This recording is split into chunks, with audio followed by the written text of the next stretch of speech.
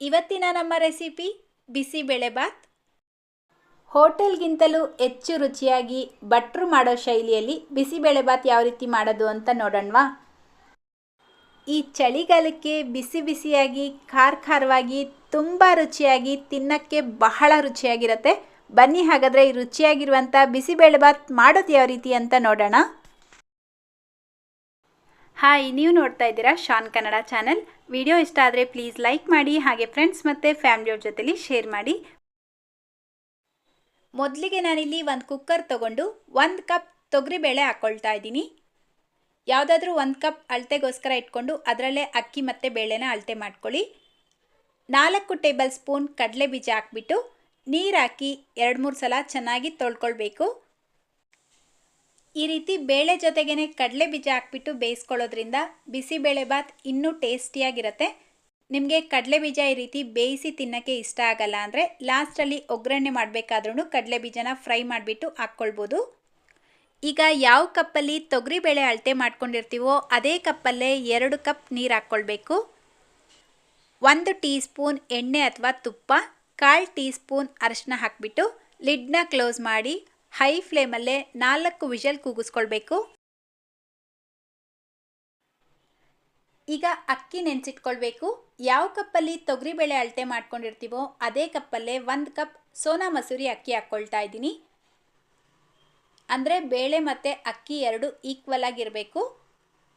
ನಾನು ತಿಳಿಸ್ತಾ ಇರುವಂಥ ಅಳತೆಗೆ 6ರಿಂದ 7 ಜನ ತಿನ್ಬೋದು. ಸೊ ನೋಡಿ, ಅಕ್ಕಿನ ಒಂದು 2-3 ಸಲ ಚೆನ್ನಾಗಿ ತೊಳೆದು 15 ನಿಮಿಷ ಮುಂಚೆ ನೆನೆಸಿಟ್ಕೊಳ್ಬೇಕು. ಈಗ ನಾವು ಆಗಲೇ ಇಟ್ಟಿರುವಂಥ ಬೇಳೆ ಕರೆಕ್ಟಾಗಿ 4 ವಿಷಲ್ ಕೂಗಿಸ್ಕೊಂಡಿದ್ದೀನಿ. ಕುಕ್ಕರ್ ಪೂರ್ತಿಯಾಗಿ ತಣ್ಣಗಾದ್ಮೇಲೆ ಲಿಡ್ ಓಪನ್ ಮಾಡ್ತಾ ಇದ್ದೀನಿ. ನೋಡ್ಬೋದು, ನಾವು ಹಾಕಿರುವಂಥ ತೊಗರಿಬೇಳೆ ಕಡಲೆ ಬೀಜ ಎಲ್ಲ ಚೆನ್ನಾಗಿ ಬೆಂದಿರತ್ತೆ. ಈಗ ಇದನ್ನು ತೆಗೆದು ಸೈಡ್ಗೆ ಇಟ್ಕೊಂಡು ಈಗ ಗ್ಯಾಸ್ ಮೇಲೆ ಒಂದು ಪ್ಯಾನ್ ಇಟ್ಕೊಂಡು 4 ಟೇಬಲ್ ಸ್ಪೂನ್ ಎಣ್ಣೆ ಹಾಕ್ಕೊಳ್ಳಿ. ಎಣ್ಣೆ ಬಿಸಿಯಾಗಿದ್ದ ತಕ್ಷಣ ದೊಡ್ಡ ಸೈಜಿಂದು 1 ಈರುಳ್ಳಿ, 7ರಿಂದ 8 ಎಸಳು ಬೆಳ್ಳುಳ್ಳಿನ ಹಾಕ್ಬಿಟ್ಟು ಫ್ರೈ ಮಾಡ್ಕೊಳ್ತಾ ಇದ್ದೀನಿ. ತುಂಬ ಹೊತ್ತು ಫ್ರೈ ಮಾಡೋ ಅವಶ್ಯಕತೆ ಇಲ್ಲ. ಈರುಳ್ಳಿ ಟ್ರಾನ್ಸ್ಪರೆಂಟ್ ಆಗಿದ ತಕ್ಷಣ ಇದಕ್ಕೆ ತರಕಾರಿಗಳನ್ನು ಹಾಕ್ಕೊಳ್ಬೇಕು. ನಾನಿಲ್ಲಿ 1 ಕಪ್ ಕ್ಯಾರೆಟ್, ಬೀನ್ಸ್, ನವಿಲುಕೋಸು, ಬಟಾಣಿ, ಕ್ಯಾಪ್ಸಿಕಮ್ ಹಾಕ್ಕೊಂಡು ಫ್ರೈ ಮಾಡ್ಕೊಳ್ತಾ ಇದ್ದೀನಿ. ತರಕಾರಿಗಳನ್ನು ಈ ರೀತಿ ಸ್ವಲ್ಪ ಉದ್ದುದ್ದಕ್ಕೆ ಕಟ್ ಮಾಡಿಬಿಟ್ಟು ಹಾಕ್ಕೊಳ್ಳಿ. ನೋಡೋಕ್ಕೂ ಚೆನ್ನಾಗಿರುತ್ತೆ. ಹಾಗೆಯೇ ನೀವು ತಿನ್ನಬೇಕಾದ್ರೆ ತರಕಾರಿ ಬಾಯಿಗೆ ಸಿಗುತ್ತೆ. ಕೆಲವರು ತುಂಬ ಸಣ್ಣದಾಗಿ ಕಟ್ ಮಾಡಿ ಹಾಕ್ಕೊಳ್ತಾರೆ, ಅಷ್ಟು ಚೆನ್ನಾಗಿರಲ್ಲ. ಈಗ ಇದನ್ನು ಹೈ ಫ್ಲೇಮಲ್ಲೇ ಒಂದು 2-3 ನಿಮಿಷ ಚೆನ್ನಾಗಿ ಫ್ರೈ ಮಾಡ್ಕೊಳ್ಬೇಕು. ಈ ರೀತಿ ತರಕಾರಿಗಳನ್ನು ಎಣ್ಣೆಯಲ್ಲಿ ಫ್ರೈ ಮಾಡಿಬಿಟ್ಟು ಹಾಕ್ಕೊಳ್ಳೋದ್ರಿಂದ ತರಕಾರಿಯಲ್ಲಿ ಇರುವಂಥ ರಾ ಸ್ಮೆಲ್ ಹೋಗಿಬಿಟ್ಟು ಟೇಸ್ಟು ಚೆನ್ನಾಗಿರುತ್ತೆ. ನೋಡಿ, ಒಂದು 3 ನಿಮಿಷ ಫ್ರೈ ಮಾಡಿಕೊಂಡು ಈಗ ಮೀಡಿಯಮ್ ಸೈಜ್ದು 1 ಟೊಮೆಟೊ ಹಾಕ್ಕೊಂಡು ಮಿಕ್ಸ್ ಮಾಡ್ಕೊಳ್ತಾ ಇದ್ದೀನಿ. ಟೊಮೆಟೊ ಹಾಕ್ಕೊಂಡ್ಮೇಲೆ 1 ನಿಮಿಷ ಮಿಕ್ಸ್ ಮಾಡಿ ಬೇಯಿಸ್ಕೊಂಡ್ರೆ ಸಾಕು, ತುಂಬ ಹೊತ್ತು ಬೇಯಿಸಬೇಡಿ. ಈಗ ನಾವು ಆಲ್ರೆಡಿ ಬೇಳೆ ಬೇಯಿಸಿಟ್ಕೊಂಡಿರುವಂಥ ಕುಕ್ಕರ್ನ ಗ್ಯಾಸ್ ಸ್ಟವ್ ಮೇಲೆ ಇಟ್ಕೊಂಡು ಈ ಫ್ರೈ ಮಾಡಿರುವಂಥ ಎಲ್ಲ ತರಕಾರಿಗಳನ್ನು ಈ ಬೇಳೆ ಜೊತೆಗೇ ಹಾಕ್ಬಿಟ್ಟು ಮಿಕ್ಸ್ ಮಾಡ್ಕೊಳ್ಳಿ. ಈಗ ಇದಕ್ಕೆ ಹುಣಸೆ ಹಣ್ಣಿನ ರಸ ಹಾಕ್ಕೊಳ್ತಾ ಇದ್ದೀನಿ. ಒಂದು ಚಿಕ್ಕ ನಿಂಬೆ ಹಣ್ಣಿನ ಸೈಜಷ್ಟು ಹುಣಸೆ ಹಣ್ಣನ್ನ ನೆನೆಸ್ಬಿಟ್ಟು ಅದು ರಸ ತೆಗೆದು ಹಾಕ್ಕೊಳ್ಬೇಕು. ಜೊತೆಗೆ ಸ್ವಲ್ಪ ಬೆಲ್ಲ ಹಾಕ್ಕೊಳ್ಳಿ. ಬಿಸಿಬೇಳೆಬಾತ್ ರುಚಿ ಚೆನ್ನಾಗಿರಬೇಕು ಅಂದರೆ ಬೆಲ್ಲ ಹಾಕ್ಕೊಳ್ಳೇಬೇಕು. ಈಗ ಇದಕ್ಕೆ ನೀರು ಹಾಕ್ಕೊಳ್ತಾ ಇದ್ದೀನಿ. ಯಾವ ಕಪ್ಪಲ್ಲಿ ನಾವು ಬೇಳೆ ಮತ್ತು ಅಕ್ಕಿನ ಅಳತೆ ಮಾಡ್ಕೊಂಡಿರ್ತೀವೋ ಅದೇ ಕಪ್ಪಲ್ಲೇ ನೀರು ಅಳತೆ ಮಾಡ್ಕೊಳ್ಬೇಕು. ನಾನಿಲ್ಲಿ 4 ಕಪ್ ನೀರು ಹಾಕ್ಕೊಳ್ತಾ ಇದ್ದೀನಿ. ಟೋಟಲ್ ಆಗಿ ಆವಾಗಲೇ ಬೇಳೆ ಬೇಯಿಸೋದಕ್ಕೆ 2 ಕಪ್, ಇವಾಗ 4 ಕಪ್, 6 ಕಪ್ ನೀರು ಹಾಕ್ಕೊಳ್ಬೇಕು. ಈ ಹುಣಸೆ ಹಣ್ಣಿನ ರಸ ಎಲ್ಲ ಅಳತೆ ತಗೊಳ್ಬಾರ್ದು, ಅದನ್ನು ಬಿಟ್ಟು 6 ಕಪ್ ನೀರು ಹಾಕ್ಕೊಳ್ಳಿ. ಈಗ ಇದಕ್ಕೆ ಮನೆಯಲ್ಲೇ ಮಾಡಿರುವಂಥ ಬಿಸಿಬೇಳೆಬಾತ್ ಪೌಡರ್ ಹಾಕ್ಕೊಳ್ತಾ ಇದ್ದೀನಿ, 3 ಟೇಬಲ್ ಸ್ಪೂನ್ನಷ್ಟು. ನಾಳೆ ಬರುವಂಥ ವಿಡಿಯೋದಲ್ಲಿ ಬಿಸಿಬೇಳೆಬಾತ್ ಪೌಡರ್ ರೆಸಿಪಿನ ಶೇರ್ ಮಾಡ್ತಾ ಇದ್ದೀನಿ, ಸೊ ಮಿಸ್ ಮಾಡಿದಿರೋ ವಿಡಿಯೋನ ನೋಡಿ. ಈಗ ರುಚಿಗೆ ತಕ್ಕಷ್ಟು ಉಪ್ಪು ಹಾಕ್ಬಿಟ್ಟು ಮಿಕ್ಸ್ ಮಾಡ್ಕೊಳ್ಳಿ. ನೀವು ಬೇಕಿದ್ರೆ ಅಂಗಡಿಯಲ್ಲಿ ಸಿಗುವಂಥ ಬಿಸಿಬೇಳೆಬಾತ್ ಪೌಡರೇ ಯೂಸ್ ಮಾಡಿಬಿಟ್ಟು ಮಾಡ್ಬೋದು, ಆದರೆ ಅದರ ರುಚಿ ಮಾತ್ರ ಬೇರೆ ಇರುತ್ತೆ. ಮನೆಯಲ್ಲೇ ಮಾಡಿರುವಂಥ ಪೌಡರ್ಗೂ ಅಂಗಡಿಯಲ್ಲಿ ಸಿಗುವಂಥ ಪೌಡರ್ಗೂ ತುಂಬಾ ಡಿಫ್ರೆನ್ಸ್ ಇರುತ್ತೆ. ನಿಮ್ಗೆ ಒರಿಜಿನಲ್ ಟೇಸ್ಟ್ ಬೇಕು ಅನ್ನೋ ಹಾಗಿದ್ರೆ ಮನೆಯಲ್ಲೇ ಫ್ರೆಶ್ ಆಗಿ ಪೌಡರ್ ಮಾಡಿಬಿಟ್ಟು ಬಿಸಿಬೇಳೆಬಾತ್ನ ಮಾಡಿ, ಆವಾಗಲೇ ಆ ಟೇಸ್ಟ್ ಬರೋದು.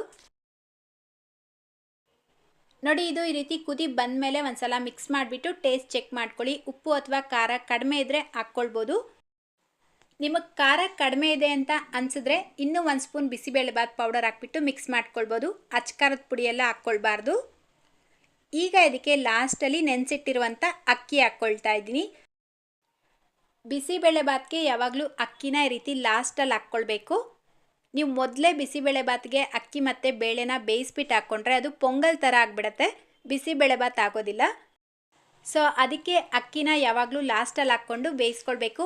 ಈ ರೀತಿ ಮಾಡ್ಕೊಳ್ಳೋದ್ರಿಂದ ಆ ಬಿಸಿಬೇಳೆಬಾತ್ ಹದ ಏನಿರುತ್ತೆ ಅದು ಪರ್ಫೆಕ್ಟಾಗಿ ಬರುತ್ತೆ. ಲಾಸ್ಟಲ್ಲಿ ಸ್ವಲ್ಪ ಕೊತ್ತಂಬರಿ ಸೊಪ್ಪು ಹಾಕ್ಕೊಂಡು ಮಿಕ್ಸ್ ಮಾಡ್ಕೊಂಡಿದ್ದೀನಿ. ಈಗ ಲಿಡ್ ಕ್ಲೋಸ್ ಮಾಡಿ ಹೈ ಫ್ಲೇಮಲ್ಲೇ 2 ವಿಷಲ್ ಕೂಗಿಸ್ಕೊಳ್ಬೇಕು. ಕರೆಕ್ಟಾಗಿ 2 ವಿಷಲ್ ಬಂದಿದ್ದ ತಕ್ಷಣ ಗ್ಯಾಸ್ ಫ್ಲೇಮ್ನ ಆಫ್ ಮಾಡಿಬಿಟ್ಟು ಕುಕ್ಕರಲ್ಲಿರುವಂಥ ಪ್ರೆಷರೆಲ್ಲ ಪೂರ್ತಿಯಾಗಿ ರಿಲೀಸ್ ಆದಮೇಲೆ ಲಿಡ್ ಓಪನ್ ಮಾಡ್ಕೊಳ್ಬೇಕು. ಇವಾಗ ಇದನ್ನು ಒಂದು ಸಲ ಚೆನ್ನಾಗಿ ಮಿಕ್ಸ್ ಮಾಡ್ಕೊಳ್ಳಿ. ಈ ತರಕಾರಿ ನೀರೆಲ್ಲ ಮೇಲೆ ಬಂದಿರುತ್ತೆ, ನಾವು ಹಾಕಿರುವಂಥ ಅಕ್ಕಿ ಎಲ್ಲ ಬೆಂದು ತಳದಲ್ಲಿ ಕುತ್ಕೊಂಡಿರುತ್ತೆ, ಅದನ್ನು ಸ್ವಲ್ಪ ನಿಧಾನಕ್ಕೆ ತೆಗೆದು ಮಿಕ್ಸ್ ಮಾಡ್ಕೊಳ್ಬೇಕು. ಈಗ ಇದಕ್ಕೆ ಒಗ್ಗರಣೆ ಮಾಡ್ಕೊಳ್ಳೋದಕ್ಕೆ ಗ್ಯಾಸ್ ಮೇಲೆ ಒಂದು ಚಿಕ್ಕ ಪ್ಯಾನ್ ಇಟ್ಕೊಂಡು 3 ಟೇಬಲ್ ಸ್ಪೂನ್ ತುಪ್ಪ ಹಾಕ್ಕೊಳ್ಳಿ. ತುಪ್ಪ ಚೆನ್ನಾಗಿ ಬಿಸಿ ಆದಮೇಲೆ ಅರ್ಧ ಟೀ ಸ್ಪೂನ್ ಸಾಸಿವೆ ಹಾಕ್ಕೊಳ್ಳಿ. ಸಾಸಿವೆ ಚೆನ್ನಾಗಿ ಸಿಡಿತಾ ಇದ್ದಂಗೆ ಗೋಡಂಬಿ ಹಾಕ್ಕೊಳ್ಬೇಕು. ಗೋಡಂಬಿ ಇಲ್ಲಾಂದರೆ ಸ್ಕಿಪ್ ಮಾಡ್ಕೊಳ್ಬೋದು. ಕಡಲೆ ಬೀಜ ನೀವು ಬೇಳೆ ಜೊತೆಗೆ ಬೇಯಿಸ್ಕೊಂಡಿಲ್ಲ ಅಂದರೆ ಇವಾಗ ಫ್ರೈ ಮಾಡಿಬಿಟ್ಟು ಹಾಕ್ಕೊಳ್ಬೋದು. ಈಗ ಇದಕ್ಕೆ 4 ಬ್ಯಾಡಗೆ ಮೆಣಸಿನ್ಕಾಯಿ ಹಾಕ್ಕೊಂಡು ಫ್ರೈ ಮಾಡ್ಕೊಳ್ತಾ ಇದ್ದೀನಿ. ಲಾಸ್ಟಲ್ಲಿ ಸ್ವಲ್ಪ ಕರಿಬೇವಿನ ಎಲೆ ಹಾಕ್ಬಿಟ್ಟು ಫ್ರೈ ಮಾಡ್ಕೊಳ್ಳಿ. ನಾನಿಲ್ಲಿ ಇಂಗು ಪೌಡರ್ ಹಾಕ್ಕೊಳ್ತಾ ಇಲ್ಲ, ಯಾಕಂದರೆ ನಾನು ಬಿಸಿಬೇಳೆಬಾತ್ ಪೌಡರ್ ಮಾಡಬೇಕಾದ್ರೇ ಇಂಗು ಪೌಡರ್ನ ಯೂಸ್ ಮಾಡಿದ್ದೆ. ಸೊ ಅದಕ್ಕೋಸ್ಕರ ಹಾಕ್ಕೊಂಡಿಲ್ಲ. ನೀವು ಬೇಕಿದ್ರೆ 1/4 ಟೀ ಸ್ಪೂನ್ ಹಾಕ್ಬಿಟ್ಟು ಮಿಕ್ಸ್ ಮಾಡ್ಕೊಳ್ಬೋದು. ಅಷ್ಟೇ, ಈಗ ರುಚಿಯಾದ ಬಿಸಿಯಾದ ಬಿಸಿಬೇಳೆಬಾತ್ ರೆಡಿಯಾಗಿದೆ. ನೋಡಿ, ಇದರ ಕನ್ಸಿಸ್ಟೆನ್ಸಿ ಪರ್ಫೆಕ್ಟಾಗಿದೆ. ಈ ರೀತಿಯೇ ಇರಬೇಕು. ಜಾಸ್ತಿ ತೆಳುವಾಗೂ ಇರಬಾರ್ದು, ಜಾಸ್ತಿ ಗಟ್ಟಿಯಾಗೂ ಇರಬಾರ್ದು. ಇದು ತಣ್ಣಗಾದ್ಮೇಲೆ ಒಂದು ಸ್ವಲ್ಪ ಆದರೂ ಗಟ್ಟಿ ಆಯಿತು ಅಂತ ನಿಮ್ಗೆ ಅನಿಸಿದ್ರೆ ಸ್ವಲ್ಪ ಬಿಸಿ ನೀರನ್ನು ಬಿಸಿ ಮಾಡಿಬಿಟ್ಟು ಇದಕ್ಕೆ ಹಾಕ್ಬಿಟ್ಟು ಮಿಕ್ಸ್ ಮಾಡ್ಕೊಳ್ಳಿ. ಆದರೆ ನಾನು ತಿಳಿಸಿರುವಂಥ ಅಳತೆಯಲ್ಲಿ ನೀವು ಬಿಸಿಬೇಳೆಬಾತ್ ಮಾಡಿದ್ರೆ ಖಂಡಿತ ಇದು ತಣ್ಣಗಾದ್ಮೇಲೂ ಗಟ್ಟಿಯಾಗಲ್ಲ, ಇದೇ ಕನ್ಸಿಸ್ಟೆನ್ಸಿಯಲ್ಲೇ ಇರುತ್ತೆ. ಇದರ ಜೊತೆಗೆ ಸ್ವಲ್ಪ ಖಾರ ಬೂಂದಿ ಹಾಕ್ಕೊಂಡು ತಿಂತಾ ಇದ್ರೆ ವಾವ್, ಎಷ್ಟು ಚೆನ್ನಾಗಿರುತ್ತಲ್ವಾ. ನನಗಂತೂ ಈ ಬಿಸಿಬೇಳೆಬಾತ್ ತುಂಬಾ ಫೇವ್ರೆಟ್. ನಿಮಗೂ ಇಷ್ಟನಾ ಇಲ್ವಾ ಅನ್ನೋದನ್ನು ಕಮೆಂಟ್ ಮಾಡಿ ತಿಳಿಸಿ. ತಗೊಳ್ಳಿ, 1 ಸ್ಪೂನ್ ಟೇಸ್ಟ್ ಮಾಡಿ ನೋಡಿ. ಗೋಡಂಬಿ ನೋಡ್ತಾ ಇದ್ದೀರಾ ಎಷ್ಟು ಚೆನ್ನಾಗಿ ಕಾಣ್ತಾ ಇದೆ ಅಂತ. ಇದರ ರುಚಿ ಮಾತ್ರ ತುಂಬ ತುಂಬ ತುಂಬ ಚೆನ್ನಾಗಿರುತ್ತೆ.